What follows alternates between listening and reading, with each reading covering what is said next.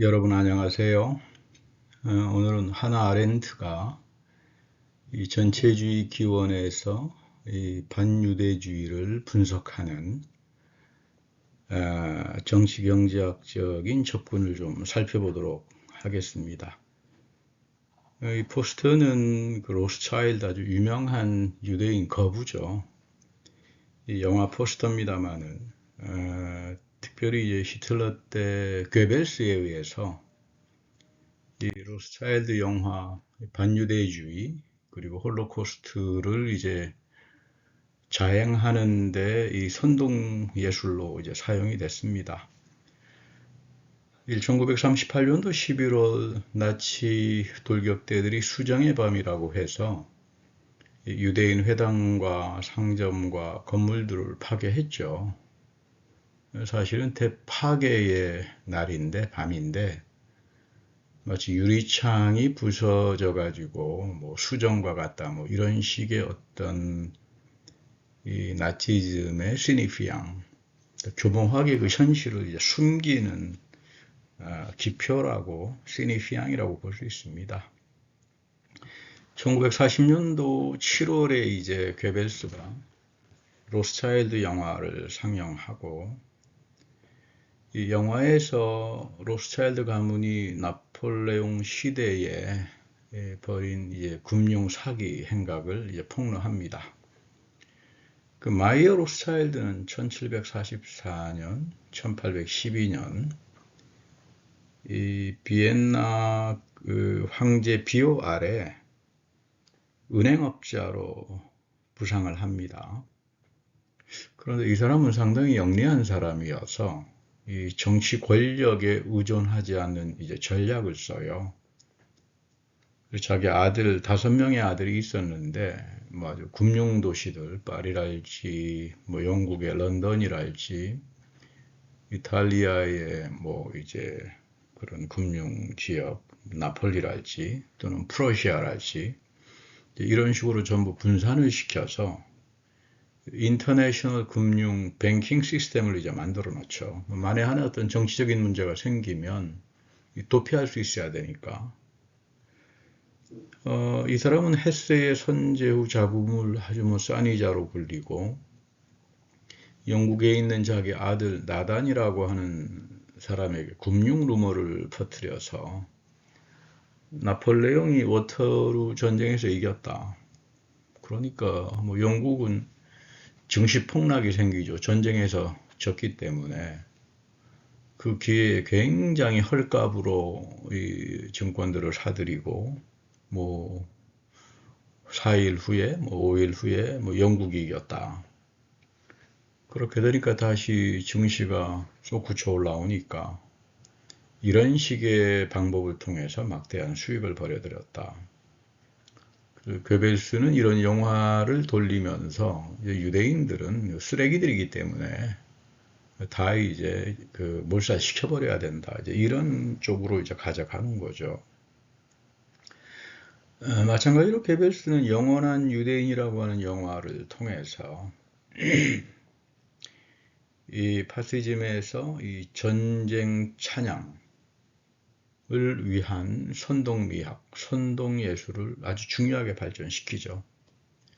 뭐 여기에는 뭐 많은 예술가들 또 프로이드를 추종하는 정신분석학자들이 관여가 되고 프로이드 자신도 파시스트라고 요즘 뭐 상당히 비판적인 논의가 됩니다만은 그 비엔나 시절에 그 무솔리니를 뭐 문화 영웅으로 이제 그 칭송한 편지들이 이제 발견도 되고 참 그 여러 가지 복잡한 역사라고 하는 게 이렇게 단순하지가 않다.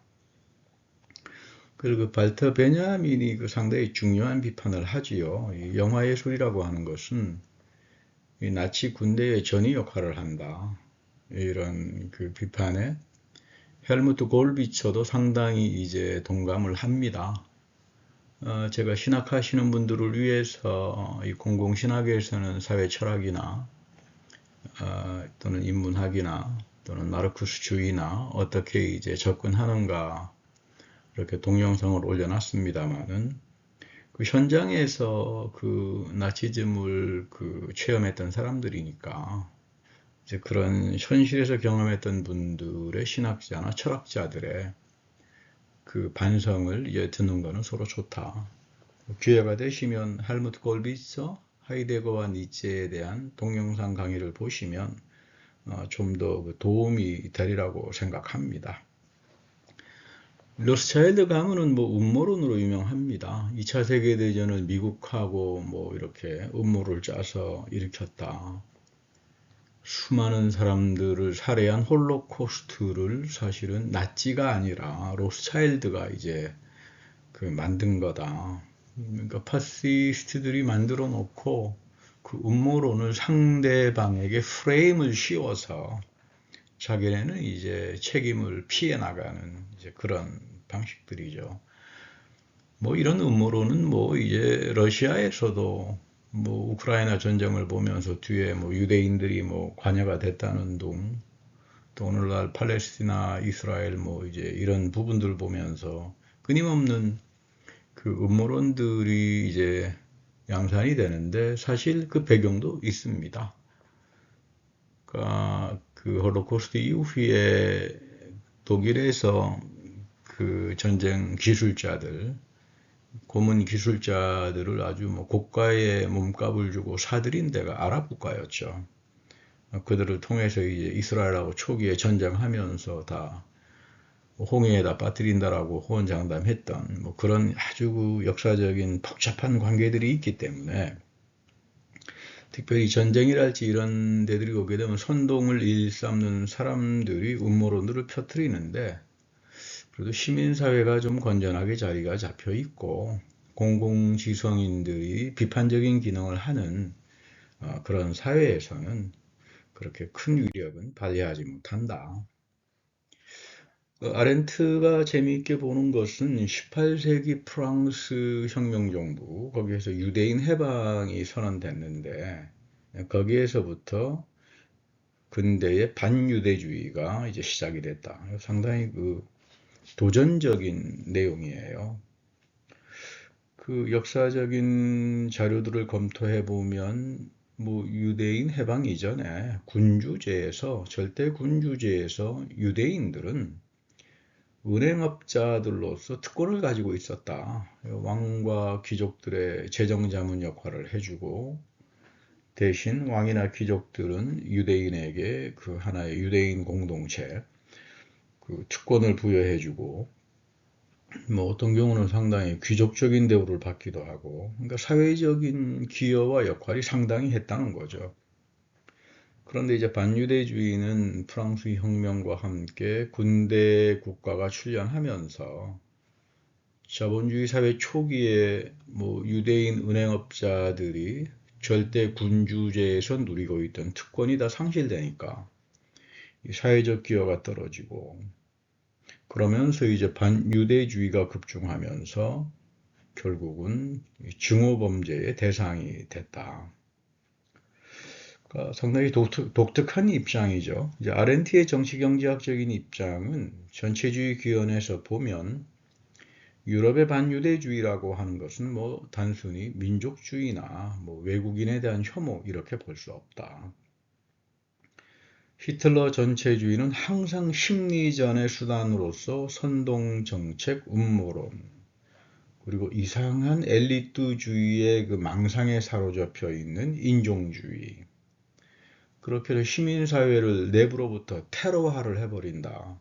여기에 이제 예술, 선동예술이 이제 등장하게 되고, 그러니까 여기에 대한 비판을 하는 같은 동족이라고 할지라도 이건 족수가 돼버리는 거고, 일절 좌파적인 지식인들의 비판은 인종 동일성에서 빗나간 자들로 처단 대상이 돼버리는 거죠.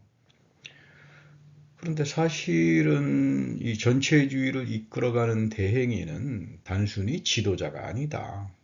그 지도자하고 자기를 동일시하는 나르시즘에 빠져있는 개인들, 이 군중화된 개인, 이들에게 인지장애 현상이 발생한다는 거죠. 개인인데 이 개인이 아무리 똑똑하든 뭐하든 원자화가 되어 있고 그 사회로부터 소외된 경험을 가지고 있는 사람들을 군중으로 묶어 나가는데, 이런 경우는 이제 히틀러의 마인캄프나의 투쟁에서 보면 이 히틀러 자신이 굉장히 원자화되고 고독했던 소외된 개인으로서 뭐 제대로 배우지도 못한 사람이고 이제 그런 삶의 경험을 했잖아요.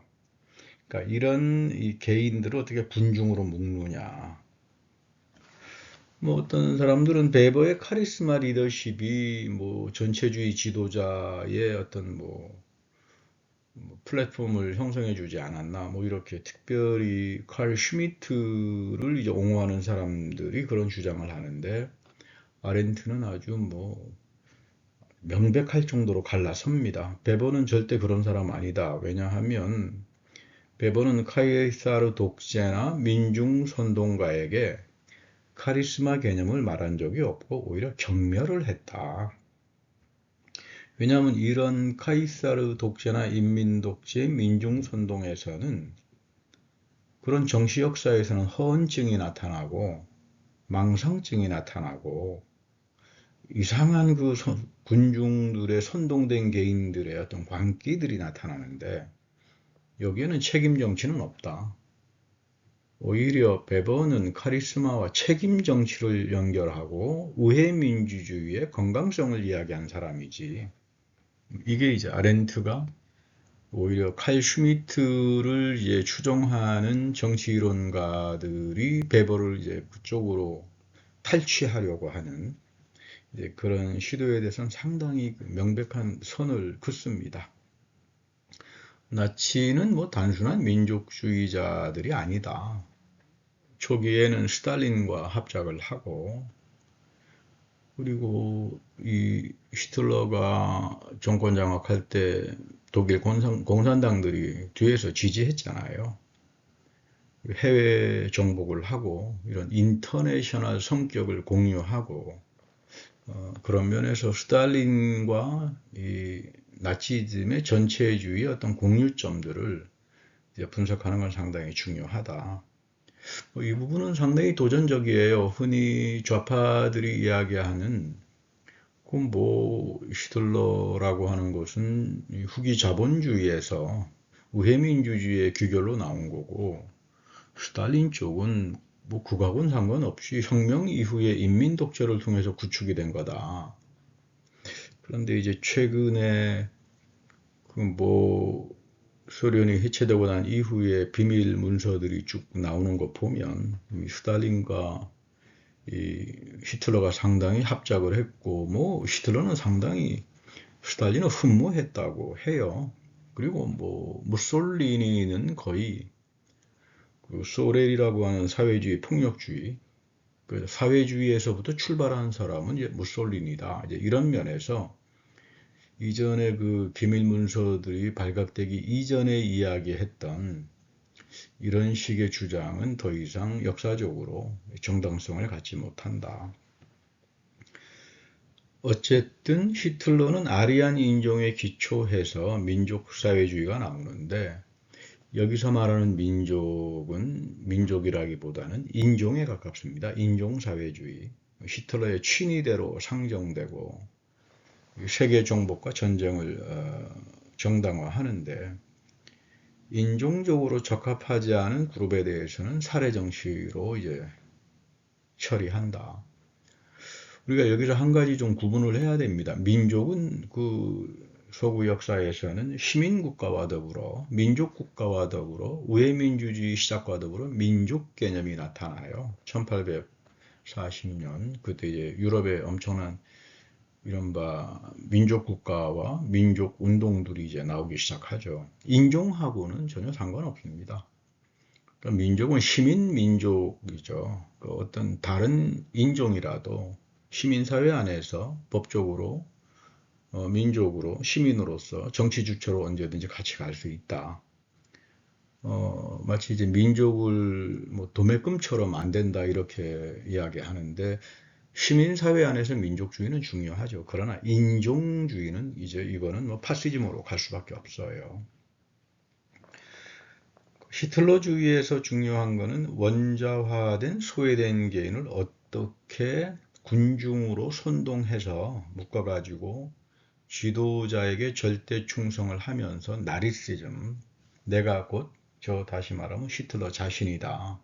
여기에 굉장히 우쭐한 그 이상한 어떤 엘리트주의, 이런 망상에 사로잡히게 하느냐.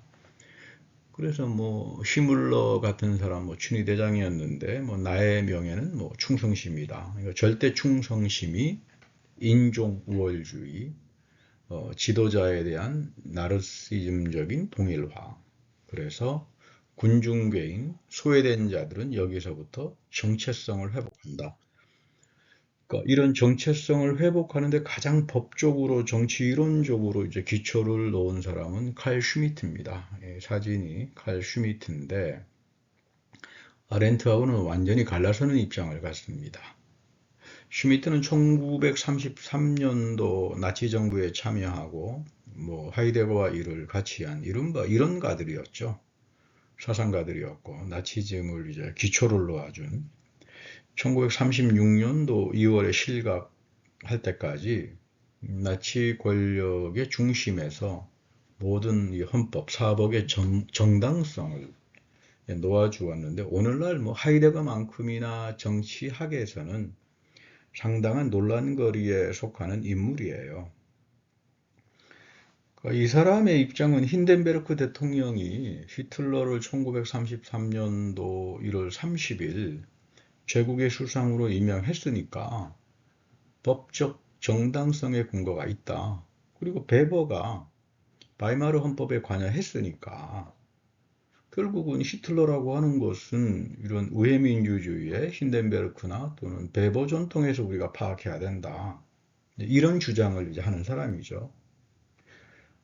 그리고 의회의사당 방화 사건이 이제 1933년도 2월 27일에 발생하니까 이것은 공산당들이 히틀러의 수상 임명에 이제 반란으로 간주해서 그 이전에 스탈린하고 아주 밀약을 했다가 다 이제 처단시켜버리는 이런 이제 전략들이죠. 그래서 슈미트는 이제 더 이상 의회의 동의 없이 입법을 마음대로 주권자가 총통이 할 수 있어야 된다. 여기서부터 이제 바이마르 헌법하고는 결별을 합니다. 그리고 나치 헌법의 토대를 구축하는데 이 사람이 써가지고 선동적인 책 가운데 국가, 운동, 민족이라고 하는데 보면 모든 정치적인 법적 결정은 초인격적인 민족, 인종입니다. 인종 공동체에 의해서 미리 결정된다. 인종은 미리 주어진 거 아니냐, 독일 인종이라고 하는 게.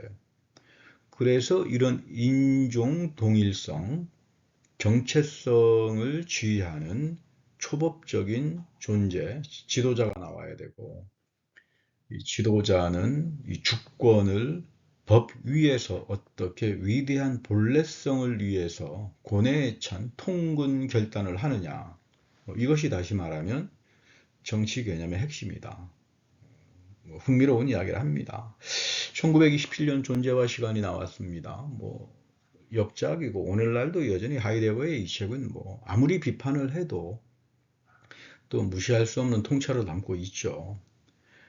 슈미트의 정치적인 것의 개념 똑같은 해 1927년도에 나왔고 여전히 이 책이 정치 이론에서 미치는 영향이라고 하는 것은 상당합니다.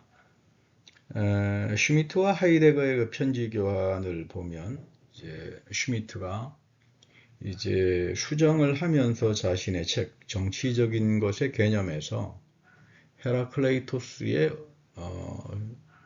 쉬운 세 번째 단편을 이제 인용을 해요. 그 내용이 전쟁은 모든 것들의 아버지다. 그리고 모든 것들의 왕이다. 전쟁을 통해서 누군가는 신들이 될 것이고 영웅이 된다는 말이죠. 다른 누군가는 인간 평민이 될 것이고 또 누군가는 노예가 될 것이고 또 누군가는 자유민이 될 것이다. 그래서 하이데거가 슈미트에게 쓴 편지에 보면 당신이 그렇게 헤라클레이토스를 인용하는 게 특별히 참 기쁘다. 이제 이런 이야기를 이제 합니다. 하이데거는 1933년 4월 23일 프라이부르크 대학 총장직에 선출되었고 공식적으로는 5월 3일 히틀러 민족사회주의에 가입합니다.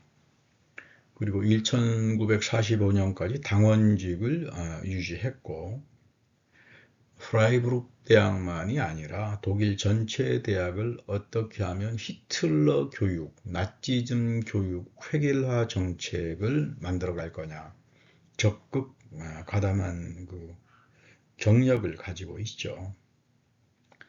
1934년 2월 총장직을 사임했고 1944년 여름에 다른 문제되는 동료들과 함께 라인강에 가서 이 진지 작업의 노동을 이제 했습니다. 그래서 1933년 5월부터 1934년 1월 나치즘에 적극 가담하고 이후는 수동적인 지지를 했다. 뭐 이제 이 문제 때문에 뭐 찬반 양론으로 남겨서 많은 이제 논쟁도 있고 이제 저작들이 출간됩니다만은 저 자신은 뭐 이 사회학자로서 이런 어떤 그 하이데거를 지지하는 사람들과 반대하는 사람들 이런 쪽에 관여하기보다는 보다 더 역사적인 사실들이 명백하게 밝혀지고 그런 것들이 이제 여러분들의 이제 사유와 어떤 정치에 대한 이해, 또 윤리, 도덕에 대한 입장에서 객관적으로 이제 판단하는 게 여러분들의 사회의 발전을 위해서 아주 중요하다고 봅니다. 아렌트의 책은 분석 행위를 당했습니다. 인종 공소성, 슈미트가 이야기하는 우리 모두가 다 인종에 공속이 되어 있다. 그러니까 이런 것은 인간의 이성과 언어와 판단을 미리 결정한다. 그래서 아리안주의 대 비아리안주의, 그러니까 적과 동지로 나누는 진영 논리, 그렇게 해서 파시즘 투쟁을 벌여야 한다. 그러니까 이거는 마르크스가 이야기한 계급 투쟁하고는 전혀 달라요. 파시즘 투쟁은 보통 이제 민족 해방 투쟁을 하는 지역에서는 이제 마르크스주의적인 투쟁하고 이런 파시즘 투쟁이 이렇게 서로 막 혼합들이 돼 있어 가지고 그런 혁명들이 이제 어떻게 나타나는가 아주 이상한 결과로 나타나기도 하고 그런 역사적인 신뢰를 보게 됩니다만은 1933년도 5월 17일 켈른 대학의 학생 유니온에서 유대인 지식인들의 책들을 불을 태우는데 거기 이제 아렌트의 글들이 포함되어 있었죠. 슈미트는 이러한 현대판 분석 행위를 나치 독일을 비독일 정신과 반독일 쓰레기로부터 정화하는 행위다. 아주 굉장한 찬양을 했죠. 아렌트는 당대 이런 인종 실존주의를 목격하고 지하에서 시온주의 운동하다가 뭐 이제 유대인들 희생자들 돕다가 게슈타포에 이제 검거가 되고 취조를 받으면서 이게 지금 초기 수용소 고문 이게 앞으로 엄청난 일이 이제 나타나겠구나. 그래서 이제 검거된 후에 풀려나자마자 도피를 하고 제네바를 거쳐서 파리에 정착을 하고 파리에서 한 8년 그 유대인 피난민들 이제 돕는 일을 하면서 그때 거기서 이제 발터 비냐민하고 또 좋은 친교 관계를 맺기도 했죠. 그러니까 이 당대 하이데거의 철학적 존재론과 슈미트의 리바이어던에 대한 나치 해석. 그러니까 우리 슈미트는 토마스 홉주를 나치적으로 해석했는데 사실 이 토마스 홉주의 저작은 굉장히 중요합니다. 이게 무슨 어떤 군주제를 이야기하는 게 아니라 근대 국가 이론이 뭐냐, 신성 로마 제국이 해체되면서 어떻게 근대 국가, 주권 국가를 이 카톨릭의 지배로부터 벗어나서 이제 행사할 수 있겠느냐. 근데 이제 이런 슈미트가 결국은 슈미트에게는 나치 해석으로 이제 결정이 되죠. 그래서 이런 광란의 정치에 토대를 부여하는데 현존제라고 하는 것은 세계로 던져진 자들이고 그 세계에는 이미 인종 공동체가 있고 거기에 복종해야 되고 더 이상 뭐 형이상학이라고 하는 건 없다. 이거를 빗나갈 수 있는 벗어날 수 있는 어떤 다른 형이상학이라고 하는 건 없고 이것이 독일 민족 현존제의 운명이다. 뭐 이렇게 이제 그 당대 이제 철학화가 되는 거죠. 아렌트와 전체주의 한국말로 번역이 되었고 뭐 요즘 저는 한국말로 검토는 못 해봤습니다만은 뭐 워낙 번역들을 최근에 잘들 하시니까 전문가들이 뭐 여러분들이 이제 이 책을 사서 틈틈이 보시면 상당히 그 부피가 나가는 책인데 이 아렌트가 역사 사회학적인 틀을 가지고 정치 이론을 어떻게 전개하는가 그걸 잘 볼 수 있을 겁니다. 아렌트는 알렉시스 토쿠빌의 프랑스 혁명을 수용해요. 그 알렉시스 토쿠빌은 루소의 제자인데 상당히 프랑스 혁명에 대한 그 역사 기술이 탁월합니다. 그래서 오늘날도 뭐 보통 마르크스주의자 역사학자들도 이 토쿠빌을 무시 못해요. 수볼 같은 사람은 마르크스주의자인데 이 토쿠빌의 프랑스 혁명 분석을 가지고 오히려 마르크스가 썼던 프랑스 혁명 분석은 뭐 통찰은 있지만 정확하지도 않고 또 뭐 영국에서 있으면서 썼기 때문에 자료들의 제한도 있고 그래서 보충하기도 합니다만은 이 토쿠빌의 입장은 이런 거예요. 프랑스 귀족들은 사법과 재판에서 권력을 가지고 있었고 그 나름의 도덕성으로 평민들에게 존중도 받았고 그러나 이 프랑스 혁명에서 사회적인 자기 역할을 못하고 밀려나갈 때 이들은 평민들로부터 기생충 취급당하고 가장 먼저 처단당했다. 그러니까 귀족이 뭐 억압도 하고 착취한 것도 있을런지 모르지만 프랑스에서 프랑스 혁명에서 귀족들이 가장 처참한 꼴을 당한 이유는 자신들이 갖고 있는 사회적인 역할과 도덕성, 책임 이거를 상실하면서 결국 증오의 대상이 되었다. 뭐 최근에 중국에서도 알렉시스 토쿠빌은 중국 공산당에서 뭐 필독 독서라 그러죠. 그러니까 이 자본주의 경제를 풀어줬을 때 여기서 공산당의 역할이 줄어들기 시작하고 경제 부패에 공산당원들이 관여하기 시작하게 되면 그때 무너진다는 거죠. 이제 토크빌의 입장이죠. 그래서 공산당원들이 이 책을 읽어보고 정신 그 교육을 시키는 그러니까 이 토크빌을 공산당을 체제를 유지하기 위해서 이렇게 사용되는 텍스트다. 뭐 이런 글을 이제 읽은 적이 있습니다만은 반유대주의라고 하는 것은 유럽에서 군주제에서 은행업자로 누리던 신분, 이런 사회적인 기부의 역할이 혁명 이후에 그리고 근대국가 제도에서 사라지면서 그 가장 대표적인 사건이 이제 아렌트는 드레피스 사건으로 봐요. 프랑스 3공화국이었죠. 1871년 파리 고민이 끝나고 이제 새로운 3공화국이 리버럴 자유민주주의 공화국으로 들어왔는데 그때 이제 엄청난 드레피스 사건이 이제 터지는 거죠.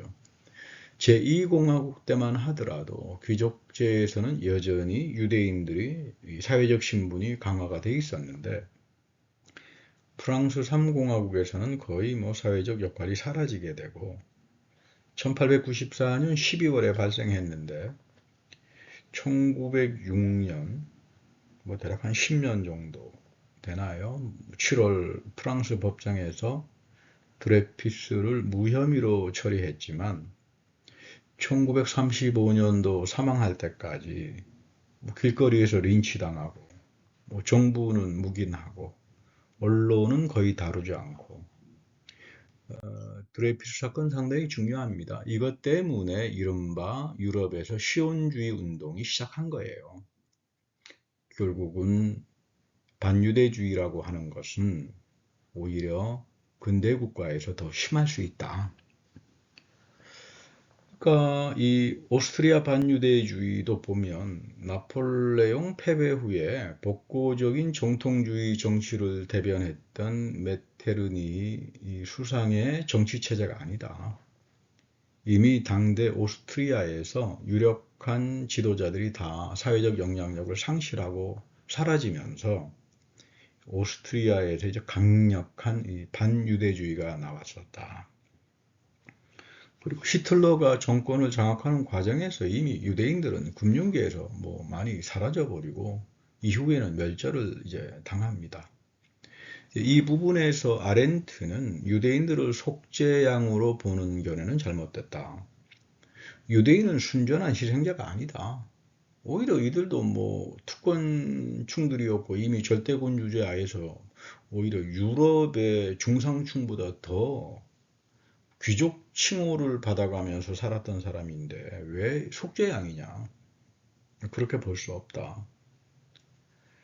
그러니까 이 속죄양 이론은 왜 유럽 근대 프랑스 혁명 이후에 반유대주의의 역사사회적 성격을 파악하기 어려운가? 그런 맥락에서 비판하지요. 이 전체주의 지배 방식은 테러다. 이런 그 영원한 반유대주의라고 하는 또 이데올로기가 괴벨스에 의해서 나타나는데, 그럼 뭐 2000년 동안 유대인들이야 살해당해왔다. 뭐 예수를 십자가에서 죽였으니까 뭐 당연히 뭐 저들은 살 가치가 없다. 뭐 어차피 예수가 재림하면은 저 유대인들 다 지옥불에 던져버릴 텐데. 이런 식으로 이제 신학화 작업이 되고, 이런 영원한 반유대주의는 가장 대표적으로 그 당대 에얼랑엔 대학의 이른바 그 루터란 정통주의, 뭐 그 폴 알타우스라고 하는 사람, 뭐 베르나 엘럿 아주 유명한 그 루터란들인데, 뭐 이들이 이제 다시 말하면 전형적인 반유대주의를 이제 가지고 히틀러를 이제 지지하고, 마르부르크에 있었던 뭐 이제 불트만이나 또 하이데거 쪽은 뭐 이제 암묵적으로 지지를 하고 뭐 이런 정도로 이제 이것 때문에 이제 칼바르트가 고백교회를 설립하면서 이 반유대주의 문제에 대해서 상당한 이제 물론 이제 그 당대는 가장 이 문제를 먼저 본 사람은 디트리히 보네퍼예요. 어, 이 디트리히 보네퍼가 반유대주의라고 하는 거는 이건 상당히 문제가 있다. 뭐 이렇게 제기가 되는데, 어쨌든 영원한 반유대주의라고 하는 것은 이스라엘의 선택과 메시아의 희망, 뭐 유대인 존재는 멸절당해야 된다. 뭐 다시 오는 예수의 재림에서 이들은 뭐 더 이상, 그러니까 유대인 살려라고 하는 건 지당한 거다. 이거 오늘날 여전히 깊숙이 들어와 있어요. 우리 흔히 생각할 때 뭐 트럼프를 지지하는 구구파 기독교인들, 뭐 한국 광화문에도 이스라엘 국기를 들고 나오는 사람들. 과연 이 사람들이 이스라엘을 옹호하는 사람들인가? 이들의 종말로는 뻔하죠. 우리가 이스라엘을 지지해주면 예수가 이제 빨리 올 것이고, 빨리 와서 기독교로 개종하는 자는 살려주겠지만, 개종 안 하는 자는 뭐 처형할 거고, 심판해버릴 거고, 그래서 여기에서 기독교 천년왕국을 세운다. 그래 놓고는 뭐 말 같지도 않은 전혀 틀린 방식으로 요한계시록의 몇 줄 갖다 놓고 짜집기 하고, 그러니까 이 영원한 반유대주의라고 하는 것은 트럼프나 이른바 구구파 기독교인들 이스라엘 국기 들고 나오는 사람 그 속에도 여전히 이제 깔려 있는 거예요. 이런 영원한 반유대주의를 통해서 동일성 태제가 나타나죠. 예수는 유대인이 아니다. 아리안 인종이다. 예수는 아리아 인종. 그러니까 우리는 예수는 아리아 인종과 동일시가 되는 거죠. 존재론적인 동일성이다. 그래서 이제 호르카이머랄지 아도르노는 이런 동일성 태제, 존재론적인 동일성 태제를 뭐 파시즘의 이론이라고 뭐 엄청 비판을 하기도 합니다. 시브리 성서는 제거됩니다. 그 뭐 시브리 성서 뭐하러 읽느냐? 그 뭐 유대인들 신화집인데 거기에 역사 없다. 그러니까 독일 신화집, 에다라고 하는 독일 신화집으로 대체되고, 그러니까 뭐 유대인 학살하는 건 뭐 하나님으로부터, 기독교인 하나님으로부터 우리에게 물려받은 하나의 소명이다. 뭐 알리바이가 돼버리는 거죠. 앞서 말씀드렸습니다마는 1792년 유대인 해방 칙령이 나타나고 절대군주제에서 유대인 은행가들이 왕과 귀족에게 재정 지원을 통해서 보호와 특권을 받았는데 그러면서 사회적 역할이 상당히 증대했죠. 뭐 이거는 여러분 스피노자 시대도 마찬가지예요. 그런데 이제 프랑스, 프러시아, 오스트리아, 바바리아에서 유대인들은 거의 유럽의 중상층 이상이었어요. 귀족 칭호를 얻기도 하고. 스피노자가 파문을 당한 것은 이들에 대한 이거를 이제 경제적인 문제, 정치의 어떤 야합들을 비판하면서 결국 파문을 당한 건데, 스피노자에 대해서 관심 있으신 분들은 제가 동영상에 몇 차례에 걸쳐서 스피노자를 올려놨으니까 거기 보시면 상세하게 좀 도움을 얻을 수 있을 겁니다. 아르투르 고비노라고 하는 사람, 1816년에서 82년.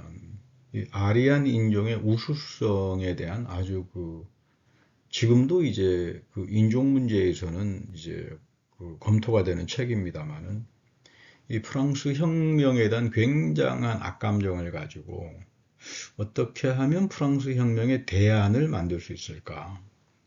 그래서 리차드 바그너 음악가를 통해서 독일 나치즘으로 흡수가 되죠. 고비노의 인종 이론이. 그 사람이 쓴 에세이가 인간 인종의 불평등 기원에 관한 그런 에세이인데 영국의 스펜서의 사회진화론 그리고 존 스튜어트 밀의 자유 이 둘과 더불어 이른바 공리주의죠. 둘과 더불어서 식민주의와 나치즘의 인종 이론의 토대를 이제 만듭니다. 여기에 보면 이런 말이 나와요. 부르주아지는 프랑스의 고을 지역과 로마 노예들의 후예이다. 귀족은 독일 아리안 인종이다. 그러니까 이런 부분 때문에 니체가 권력 의지에서 글들을 함부로 표현했다가 결국은 나치즘의 원조로 이제 이용을 당하는데 니체의 권력의 의지에 보면 인종에 대한 언급, 교배, 우생학 이런 표현들이 이제 바로 픽업이 돼가지고 파시즘집의 이데올로기로 사용이 되고 또 히틀러가 무솔리니에게 권력 의지 편집한 거를 선물하니까 그렇게 또 무솔리니가 좋아하고 이런 또 니체의 역사적인 수모가 또 이제 한편에서는 이제 같이 있어요. 어쨌든 고비노는 프랑스 귀족은 혈통상 아리안이다. 이 아리안의 유전자의 특질을 가지고 있다. 그러니까 식민주의랄지 문명 종교는 정당한 거다. 사실 이 부분에 대해서 가장 강렬한 비판가는 알렉시스 토쿠빌입니다. 그래서 이제 아렌트가 알렉시스 토쿠빌을 중요하게 이제 수용하고 이 전체주의에서 나타나는 인종 이론의 계보학 그것을 이제 검토하고 이제 비판합니다. 어쨌든 아렌트는 자코벤 혁명에서 평등과 인권은 오히려 미국 혁명에서 구현이 되었고 유럽 대륙에서 그것은 법 앞에 평등이라고 하는 형식주의적으로 전락했다. 그리고 새로운 정치 위계 질서가 산출했다. 글쎄 이 부분은 제가 볼 때는 조금 그래요. 아렌트는 혁명에 관해서 프랑스 혁명과 미국 혁명을 분석했는데 물론 거기에 보면 미국 혁명이 있고 난 다음에 알렉시스 토크빌이 미국에 와서 한 1년간 미국의 민주주의를 분석한 하나의 고전에 속합니다만 그때만 해도 나름대로 루소적인 꾸민 그런 전통도 있고 탈중심화된 어떤 민주주의 이런 것들이 있었는데 1900년도에 예일대학의 최초 사회학자가 허버트 스펜서의 제자고 슈머라고 하는 사람인데 거의 이런 토마스 제퍼슨 쪽이 아니라 19세기 초반에는 존 스튜어트 밀 극단적인 공리주의면서 개인주의적인 자유 개념 리버럴주의 플러스 허버트 스펜서의 인종차별주의와 식민주의 이것이 이제 미국을 덮어버리고 미국 사람들도 그게 좋았겠죠. 흑인 문제를 자기네가 이제 피해갈 수 있으니까. 그러면서 결국은 이제 미국이 이 세계 재패로 가면서 오늘날까지 이 병등국가로 이제 비판을 당하는 거예요.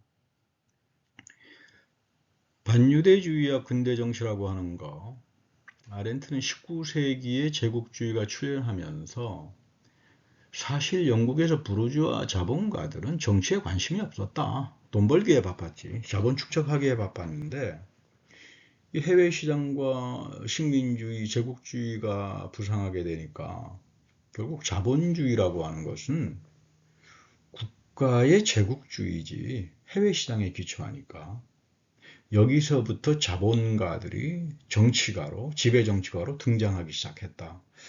이거는 이제 아렌트가 보는 로자 룩셈부르크가 보는 자본 축적론.